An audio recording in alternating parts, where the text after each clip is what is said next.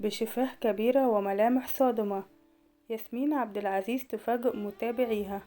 تصدرت الفنانة ياسمين عبد العزيز ترند محرك البحث جوجل ومواقع التواصل الاجتماعي خلال الساعات القليلة الماضية، وظهرت ياسمين عبد العزيز وكأنها خضعت لعملية حقن في الوجه، فقد ظهرت بشفاه كبيرة وخدود منتفخة، ما أثارت تساؤلات مجددا حول خضوعها لمشرط الجراح التجميلي.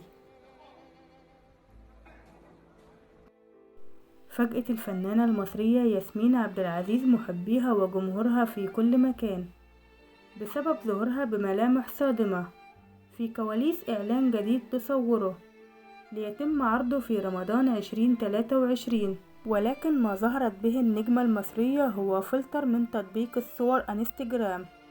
وقبل أسابيع قليلة نشرت الفنانة مقطع فيديو بنفس الفلتر، حيث ظهرت فيه بملامح مختلفة للغاية وكأنها خضعت لتجميل لزيادة حجم الخدود. ياسمين عبد العزيز دائما ما تحب أن تداعب جمهورها، مستعينة بفلاتر من تطبيق سناب شات الشهير أو من مواقع انستجرام.